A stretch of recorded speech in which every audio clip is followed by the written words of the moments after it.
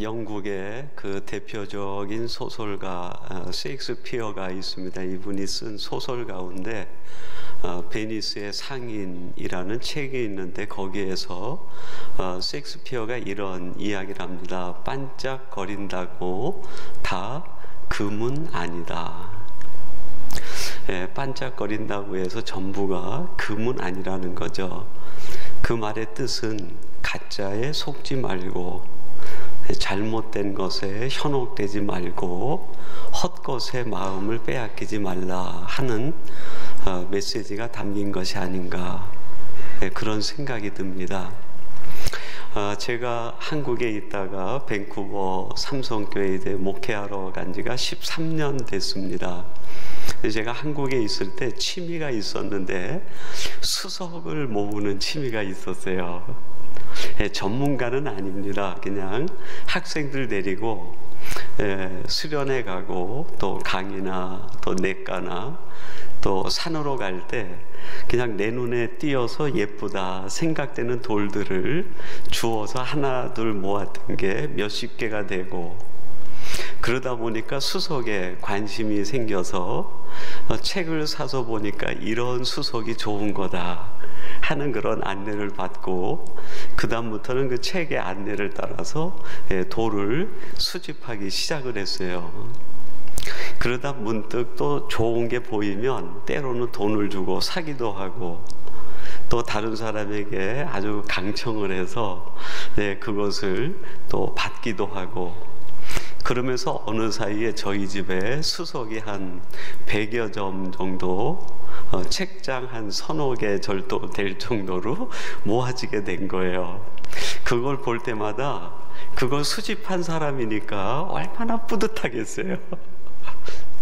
설교 준비하다가 커피 한 잔 마시면서 그 돌을 보면 아주 그렇게 흐뭇한 거예요. 내가 볼 때는 다 보물처럼 느껴졌어요. 근데 어느 날 수석 전문가가 저희 집에 한번 놀러 오게 됐어요. 그래서 저랑 많은 얘기를 한 뒤에 차 한 잔 마시고 그분들이 수석을 쭉 돌아보고 나가면서 신발을 신으면서 저에게 한마디 하는 거예요. 다 별로다. 내 딴에는 보석 같고 보물 같은데 아마추어 눈에는요 너무 좋아 보였는데 이 프로의 눈으로 보니까, 전문가의 눈으로 보니까 저 강바닥에 굴러다니는 돌멩이나 내가 자대를 만들어 놓은 돌멩이나 이게 별반 차이가 없다는 거예요. 그냥 저를 생각해서 별로다 그런 거지, 그분이 정말 속내를 가지고 얘기했다고 하면 이거 다 쓰레기야 이렇게 말하지 않았을까. 그 이야기를 들을 때 한편 섭섭하기도 하지만 참 충격이었어요. 수석을 모은다는 관점에서는 섭섭했는데 그 메시지가 제 마음에 어떤 하나님이 주시는 메시지처럼 마음에 와 닿으면서 충격적이었어요.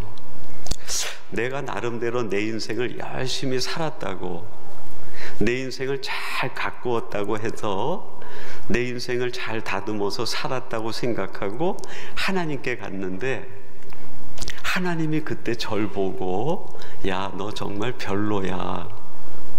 너 어떻게 인생을 그렇게 쓰레기처럼 살았니? 너 어쩌자고 인생을 그렇게 막 살았니? 이거 다 폐기 처분해버려야 되는 거야 라고 한다고 하면, 여러분 제 삶, 제 인생은 뭐가 되는 겁니까? 내 딴에는 열심히 살았고 정열을 쏟았고 내 인생을 정말 가치롭게 잘 살았다고 생각했는데, 하나님의 기준에서 볼 때, 우리 인생의 전문가이신 그분이 볼 때, 야, 너 어떻게 인생을 그렇게 살았니? 너 어쩌자고 시간을 그렇게 낭비했니? 네가 산 인생 전부 이거 쓰레기 같지 않아? 라고 한다고 하면, 여러분 그때 우리들은 어떻게 해야 됩니까? 도망갈 수도 없고 그게 마지막 순간인데,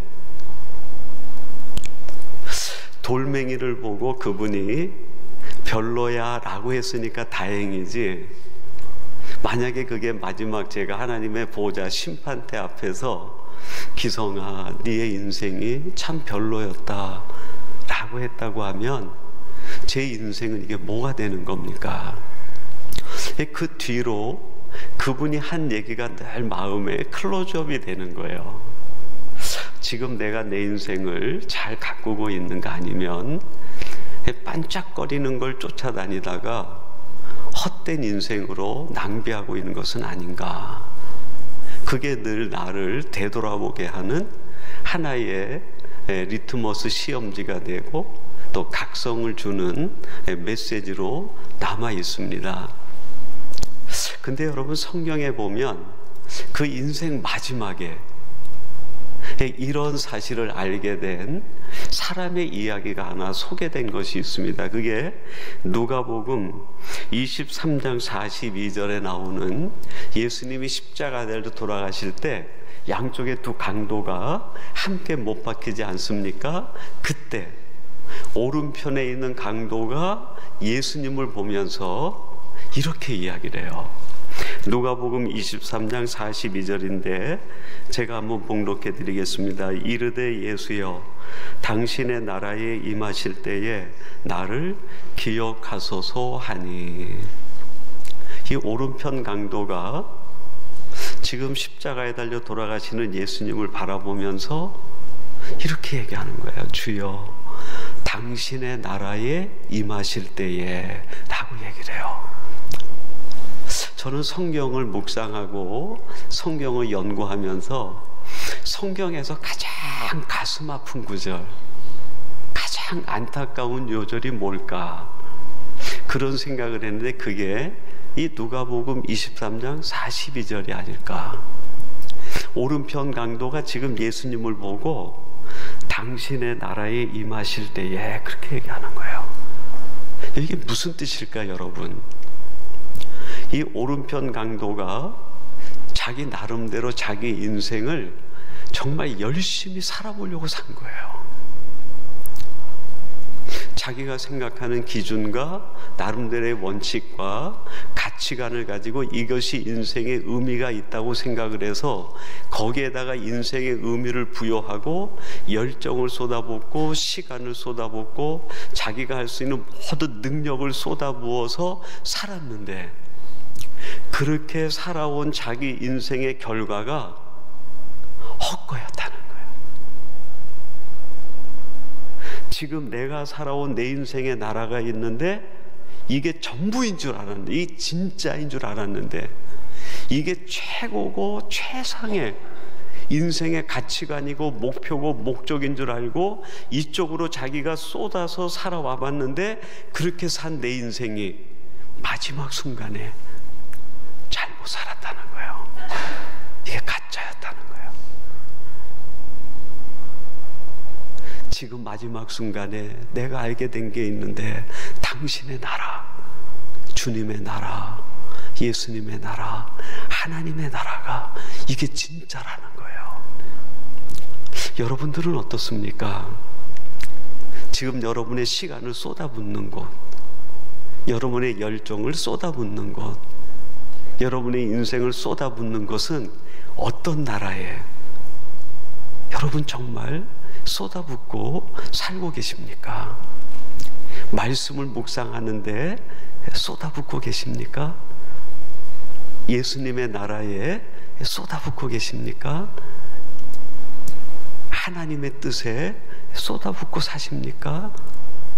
어쩌면 저를 비롯해서 여러분 모두가 더 많은 시간, 더 많은 삶을 내가 생각하는 가치, 내가 옳다고 생각하고 의미 있다고 생각하는 거기에 쏟아붓고 살고 있는 것은 아닌가. 오늘 우리가 함께 읽은 시편 137편은 바벨론 시편이라고도 이야기합니다. 왜냐하면 이스라엘 백성들이 주전 605년에 바벨론의 느부갓네살 왕에게 패배당하고 1차, 2차, 3차에 걸쳐서 바벨론의 포로로 끌려갑니다. 그 포로 생활이 70년 극도의 고통에 이르게 되었을 때 그 바벨론에서 이스라엘 백성들이 지은 시가 바벨론 시편이에요. 그 중에 하나가 137편입니다. 유대 백성들이 바벨론에 끌려가서 가장 힘들었던 게 뭐였을까요? 그들에게 있어서 예루살렘은 하나님의 임재의 상징이었어요.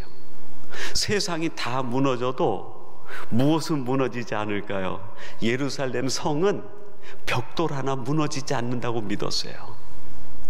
더군다나 그 성 안에 있는 예루살렘 성전, 이거는 감히 누구도 손 못 대는 하나님의 임재의 장소라고 생각을 했어요. 근데 주전 605년에 느부갓네살이 예루살렘을 공격할 때 성벽이 다 무너져 내리고 성전이 완전히 회파가 돼버립니다. 돌 위에 돌 하나 남기지 않을 정도로 성전이 완전히 회파가 된 거예요.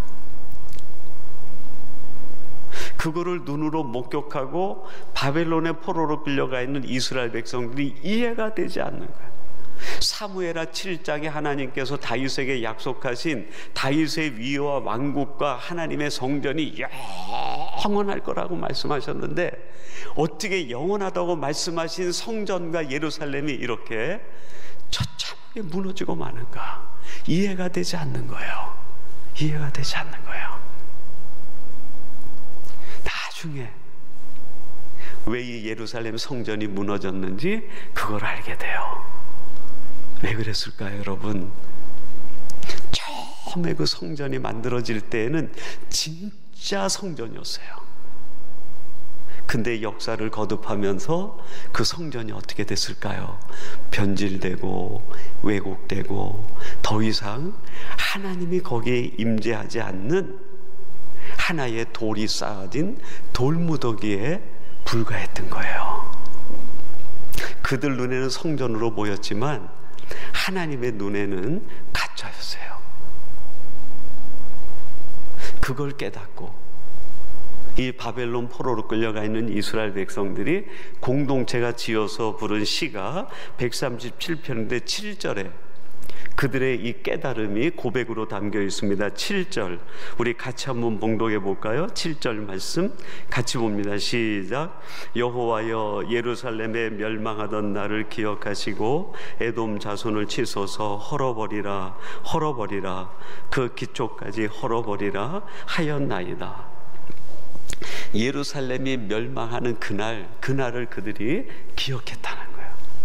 그때는 이해가 되지 않았지만 이 예루살렘이 왜 무너졌는지 그걸 알게 됐다는 거예요. 가짜인 예루살렘 성이 무너져야 진짜인 예수 그리스도의 몸으로 지어진 성전이 세상에 드러날 것이 비로소 사라졌기에, 옛 언약이 죽어야 새 언약이 살아나고, 옛 약속이 죽어야 새 약속이 살아나고, 사람의 손으로 만든 집이 죽어야 하나님이 직접 만드시는 그리스도의 성전이 살아나는 걸 알기 때문에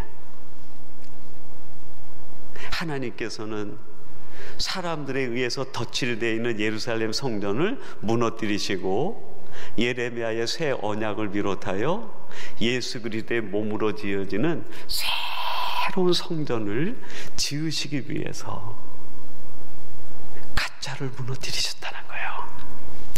제가 그 어린 시절에 그때는 참 먹을 게 귀했어요. 그래서 동네에 그 엿장수 아저씨가 지나가면 집 안에 있는 그 부직갱이 망가진 거, 타이어 고무 찢어진 거, 신발 고무신 뭐 이런 것들 뭐 전부 들고 나와가지고 그 엿 바꿔주는 아저씨한테 주면 그 엿을 갖다가 호박엿 같은 걸 탁탁탁 쳐가지고 이만큼씩 끊어줍니다. 그 엿이 얼마나 맛있는지 몰라요. 그래서 보통 아이들이 동네 다니다가 그런 엿바꿔 먹을 수 있는 고철이라든지 고무라든지 이런 것이 있으면 전부 주워다가 집 그 툇마루 밑에다 집어넣고 엿장수 검은 걸 꺼내가지고 엿바꿔 먹는 거예요. 근데 한 번은 제가 학교 갔다가 오는 길에 그 전봇대가 있고 전봇대를 돌아서 저희 집으로 가 있는데 그걸 돌아서는 순간에 그 전봇대 밑에 구릿줄이 이만큼이 감겨 있는 거예요. 지금은 구릿줄이 이렇게 피복이 입혀져 있잖아요. 근데 제가 어렸을 때는 그냥 누런 구릿줄이에요. 철사가 그대로 있는 구릿줄로 전선을 맸었어요. 근데 그 전봇대 밑에 구릿줄이 타래로 묶여서 이렇게 있는 거예요. 처음에는 그냥 쓱 지나갔는데 갑자기 이 구릿줄이 무엇으로 보이냐면 제 마음에 엿가락으로 보이는 거예요. 야, 저거 가져가면 실컷 엿을 먹겠다, 이 생각이 들면서 제가 몇 걸음 가다가 다시 뒷걸음치를 져가지고 그 주변을 둘러보기 시작하는 거야.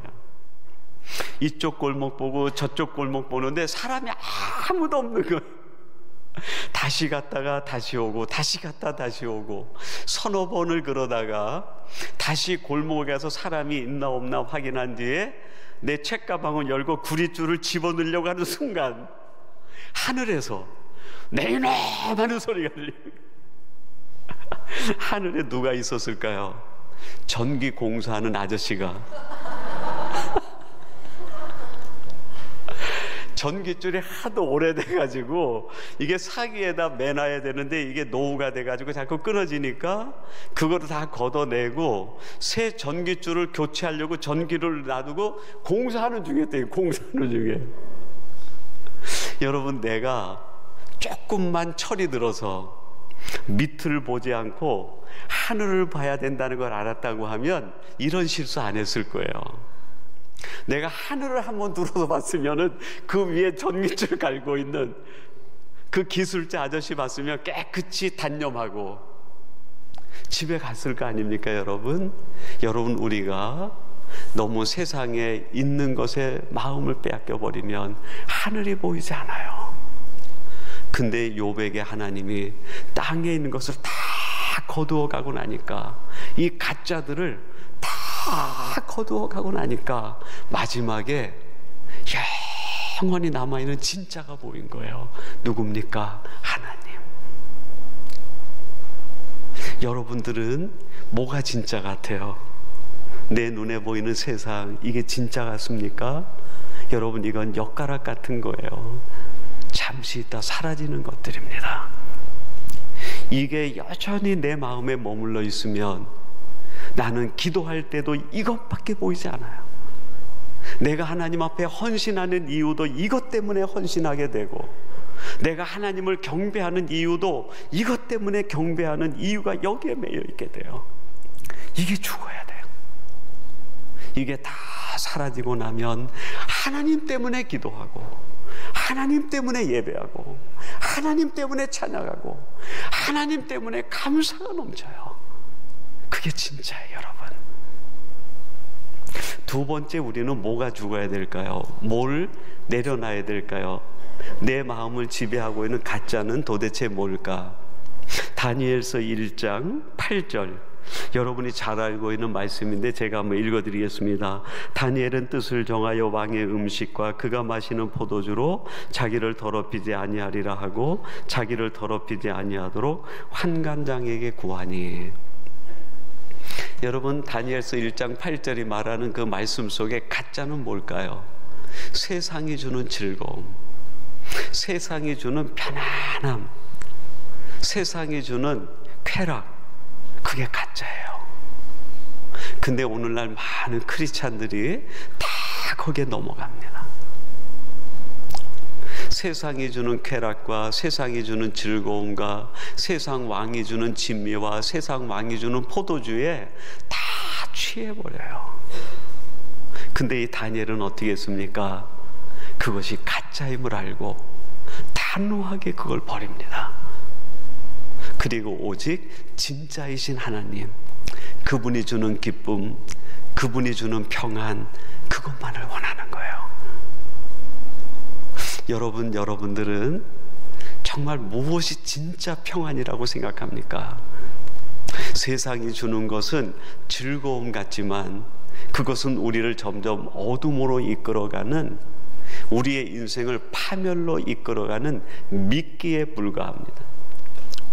누가복음 15장에 보면 둘째 아들 비유가 나와요. 이 둘째 아들이 아버지로부터 상속받을 재산을 다 가지고 어디로 갑니까? 세상 즐거움을 쫓아가요. 이게 진짜인 줄 알고. 근데 그걸 따라갔다 어떻게 됩니까? 그의 인생이 가짜 쾌락에 다 망해버리는. 그리고 마지막에 아버지 집에 들어와서 아버지가 베푸는 잔치, 아버지가 베푸는 은혜 잔치 속에 들어가서 정말 기쁨을 누려요. 여러분, 세상은 우리에게 진짜 기쁨을 주지 못합니다. 우리를 오히려 어둠으로 이끌어가고, 우리를 낙심으로 이끌어가고, 우리를 파멸로 이끌어가는 쾌락을 줄 뿐이에요. 이걸 버려야 아버지가 베풀어 놓으신, 하나님이 주시는 정말 큰 잔치, 은혜 잔치에 들어가 하나님과 더불어 먹고 마시는 기쁨을 누릴 수 있어요. 마지막 세 번째로 우리가 내려놓아야 되는 가짜 인생을 만드는 것들이 있어요. 성경 말씀 에스더 4장 16절, 너무나 유명한 말씀이라 제가 읽어드리겠습니다. 당신은 가서 수산에 있는 유다인들을 다 모으고 나를 위하여 금식하되 밤낮 3일을 먹지도 말고 마시지도 마소서. 나도 나의 시녀와 더불어 이렇게 금식한 후에 규례를 어기고 왕에 나아가리니 죽으면 죽으리이다 하니라. 이 에스더가 그 먼저 왕후가 폐위된 뒤에 그 아하수르의 왕에게 마음에 들어서 그로부터 왕관을 썼어요. 왕관. 지금 에스더가 쓰고 있는 왕관은 하나님이 주신 게 아니에요. 가짜 왕관이에요. 사람이 준 왕관. 여러분, 우리들은요, 사람이 주는 말 한마디에 얼마나 마음이 흔들리는지 몰라요. 하나님이 주시는 진정성 있는 말씀에 위로를 받는 게 아니라 사람이 하는 정말 그 현혹된 말 한마디 한마디에 우리의 마음을 다 빼앗기고 우리의 인생을 낭비시키는 일들이 얼마나 많은지 몰라요. 이 에스더가 그 포로로 끌려가는 그 처녀가 정말 어렵고 힘들게 살았던 이 에스더에게 사람이 그에게 왕비의 왕관을 씌워줄 때 여자로서는 천하를 얻은 거 아닙니까? 근데 에스더가 알았어요. 사람이 씌워주는 왕관은 이게 하나님이 주시는 왕관과 비교할 수 없다는, 가짜 왕관이라는. 내가 죽으면 죽으리라. 내가 세상 사람이 씌워주는 왕관을 쓰고 행복해하는 사람이 아니라 내가 죽으면 하나님이 나에게 장차 씌워주게 되시는 생명의 면류관, 하나님이 나에게 씌워주시는 의의 면류관, 이게 진짜라는.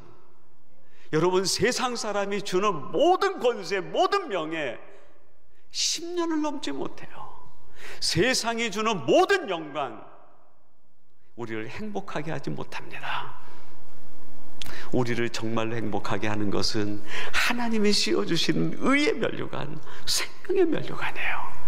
이게 진짜임을 알고 가짜를 깨끗이 내려놓는 거예요. 사랑하는 성도 여러분, 신앙생활이 뭘까요? 가짜를 내려놓고 진짜를 선택하는 게 그게 신앙생활이에요. 우리의 신앙은 매 순간 이 선택이어야 됩니다. 내가 뭘 가질까, 뭘 더할까, 내가 뭘 더 취할까, 이게 아니에요. 뭘 먹을까, 마실까, 뭘 구할까, 이게 목적이 아닙니다. 내가 지금 가짜를 분별하고 내려놓고 있는가? 내가 고난당하더라도, 내가 불이익을 당해도, 내가 고통을 받아도, 내게 시험이 와도, 이것 때문에 내 팔다리가 잘려나가도, 내 목숨을 빼앗긴다 하더라도 내가 지금 죽자려 하는 것이 진짜인가? 그게 중요한 거예요. 그래서 여러분, 신약의 많은 사도들이 진짜를 붙들기 위해서 어떻게 합니까? 어떤 사람은 팔이 잘리기도 하고, 어떤 사람은 다리가 잘리기도 하고, 어떤 사람은 가족이 파괴가 되기도 하고, 어떤 사람은 눈이 뽑히기도 하고, 어떤 사람은요 그 원형 경기장에서 자기의 몸이 산채로 물에 태워지기도 해요. 어떤 사람은 자기의 목숨이 제물로 들어가기도 합니다. 히브리에서 이런 말을 쭉 하다가 마지막에 뭐라고 얘기합니까? 이런 사람은 세상이 감당하지 못한다. 세상은 진짜를 감당하지 못하는, 세상은 수억의 크리스찬들을 감당하지 못하는 것이 아니라 수억의 크리스찬이 전부 갖자면 아무 능력이 없어요. 여러분, 단 한 명이라도 다니엘 같은 진짜가 될 때 바벨론이 벌벌 떠는 거예요. 요셉 같은 진짜가 될 때 애굽이 그 앞에 무릎을 꿇는 거예요. 여러분, 우리의 인생, 얼마 남은 인생, 우리의 인생 많이 살지 않았습니까? 이제 우리의 인생이 후반전으로 접어들려고 하는데 아직도 가짜에 매인다고 하면 얼마나 슬픕니까? 오늘 이 예배를 통해서 결단하십시다. 하나님, 나의 남은 인생, 이제 진짜 인생, 진짜 믿음, 진짜 신앙생활 하고 싶습니다. 하나님, 저를 도와주세요. 이것이 오늘 우리의 고백이 되시고 여러분 삶에 적용하는 적용이 되기를 주님의 이름으로 축원합니다.